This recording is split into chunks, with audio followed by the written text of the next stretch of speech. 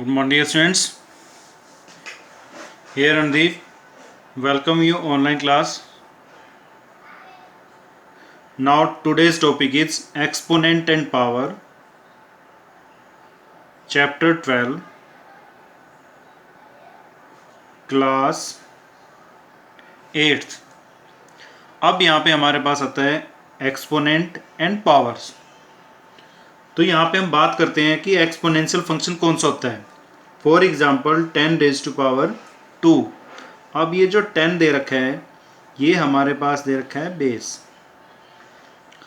और टू हमारे पास दे रखी है पावर। तो यानी ये जो फंक्शन है वो हमारे पास बन जाएगा एक्सपोनेंशियल फंक्शन, जिसको हम बोलते हैं एक्सपोनेंट। क्लियर? तो यहाँ पे हमारे पास ये पावर दे रखी है, ये बेस दे रखा है, तो हम इसको कैसे बोलेंगे? 10 रेज टू द पावर 2। तो ये हमारे पास क्या बन गया है? Exponential function 10 raise to power 2। अगर for example 5 raise to power 2 आता है तो ये हमारे पास क्या आ गया है? बेस, और ये हमारे पास क्या आ गई है? पावर। तो हम इसको बोलेंगे यहाँ पे 5 raise to the power 2। Clear? तो यहाँ पे हम कुछ लॉज सोल्व करते हैं। यहाँ पे लॉज ऑफ एक्सपोनेंशियल के यहाँ पे लॉज होते हैं, जैसे हमारे पास अर्थमेटिक लॉज होते हैं। अर्थमेटिक लॉज कौन कौन से होते हैं? प्लस, माइनस, मल्टीप्लाई और डिवाइड। इसमें भी यहाँ पे हम कुछ लॉज यूज़ करेंगे। अब यहाँ पे लॉज की बात करते हैं।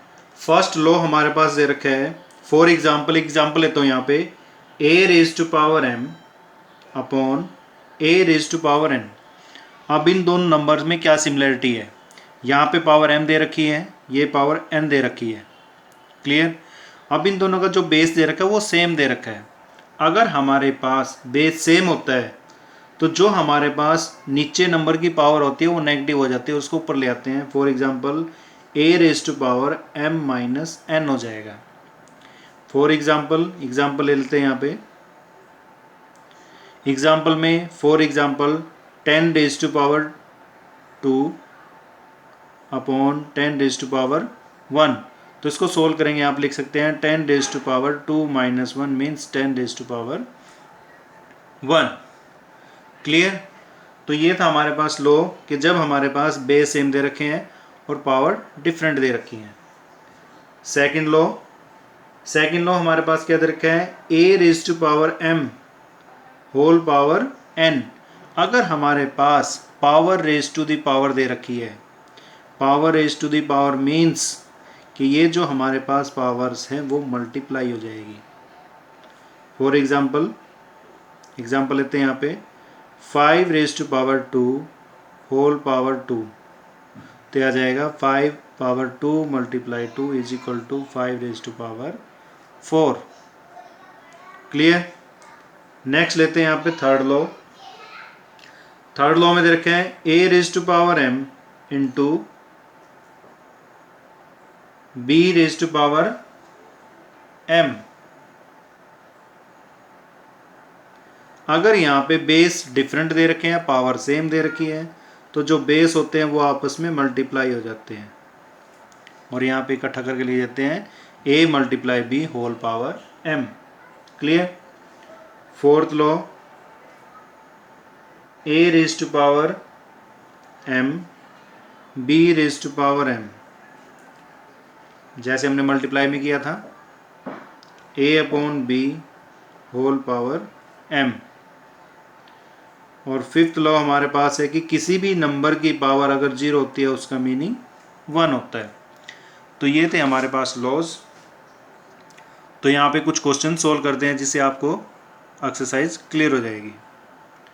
अब यहाँ पे चेक करते हैं एक्सरसाइज 12.1 के अंदर क्वेश्चन नंबर फर्स्ट का सेकंड पार्ट दे रखा है -4 रेज टू द पावर -2। अगर हमारी पावर नेगेटिव होती है तो वो नंबर हमारा रेसिप्रोकल हो जाता है। मीन्स इसको जब हम लिखेंगे यहाँ पे ये बन जाएगा 1/-4 रेज टू पावर 2, यानी डिवाइड में आके वो पावर्स हमारी पॉजिटिव हो जाएंगी। तो यानी इसको लिखेंगे यहाँ पे 1/-4 रेज टू पावर 2। और इसको सोल्व करेंगे हम 1/-4 मल्टीप्लाई -4 इज इक्वल टू 1/4 4 जा 16। तो यहाँ पे याद रखना, अगर नेगेटिव की पावर हमारे पास इवन नंबर आती है तो नंबर हमारा पॉजिटिव हो जाएगा, और अगर नेगेटिव की पावर हमारे पास ओड नंबर में आती है तो हमारा -1 रहेगा।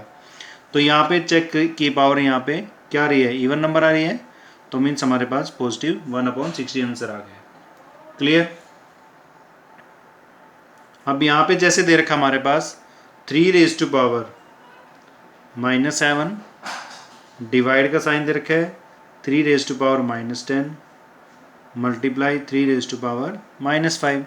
अब जैसे मैंने एक लॉ बताया था आपको कि अगर वैल्यू डिवाइड में दे रखी है, अगर वैल्यू डिवाइड में दे रखी है, एक लॉ बताया था यहाँ पे a raise to power m upon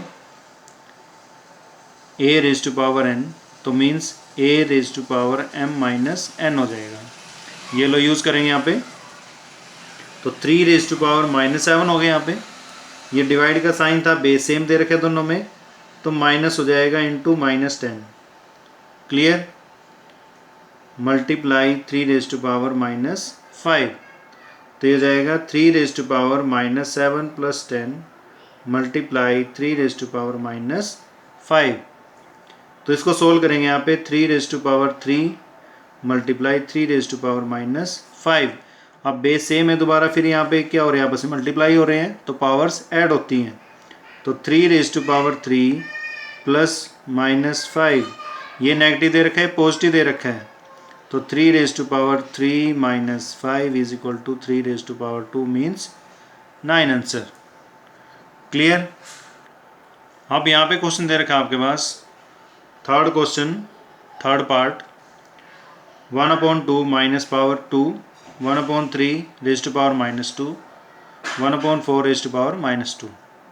अब इसको सोल्व करना, अगर हमने पावर पॉजिटिव में करनी है तो इसको रेसिप्रोकल कर दो, यानी हो जाएगा 2 raise to power 2 plus 3 raise to power 2 plus 4 raise to power 2। अब इसको सोल्व कर लो यहाँ पे, 4 प्लस 9 प्लस 16, क्या आंसर आ गया यहाँ पे 29।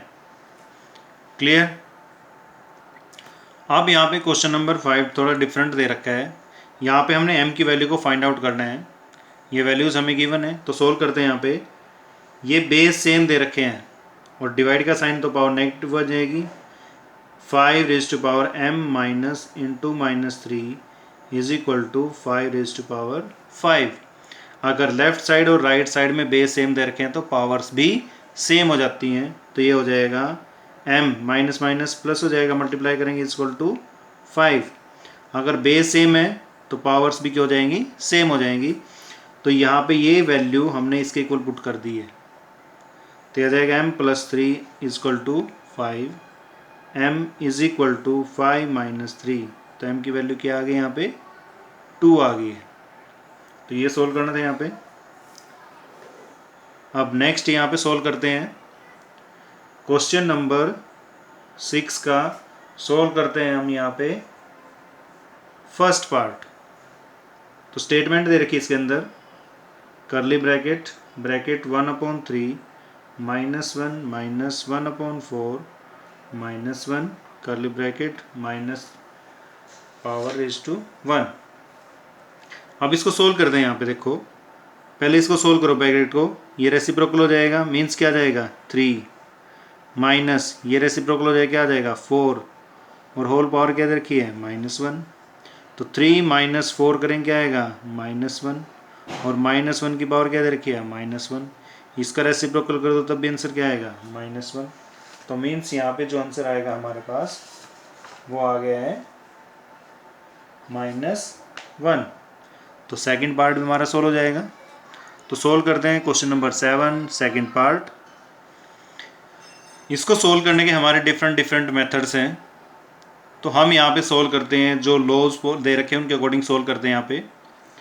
यहाँ पे इसको सोल्व किया तो ये आ गया 3⁻⁻5 मल्टीप्लाई, जो 10 दे रखा है 10 को हम लिख सकते हैं 2 × 5 होल पावर -5 मल्टीप्लाई 125 के अगर हम फैक्टर करते हैं 5 पे जाएगा 2 5 फिर 5 पे ये, तो ये आ गया 5⁻³ अपॉन 5⁻7 मल्टीप्लाई 6 को लिख सकते हैं 3 × 2⁻5 माइनस में। अब इनको सेपरेट करो, क्या है यहाँ पे 3⁻5 मल्टीप्लाई 2⁻5 5⁻5 5⁻3 अपॉन 5⁻7 3⁻5 2⁻5। क्लियर।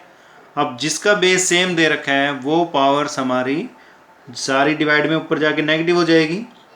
अब देखो ये 3⁵ है, ये 3⁵, यानी सेम नंबर दे रखा है, ये तो कैंसिल हो गया है।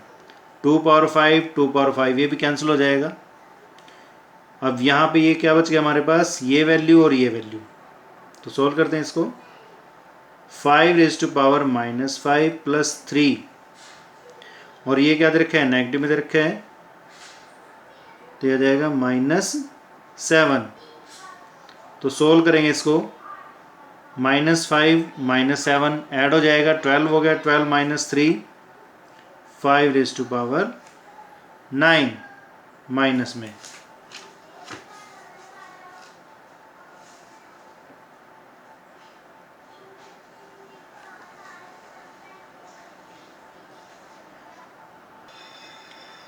तो यहाँ पे हमारे पास क्या आंसर आ गया है -9।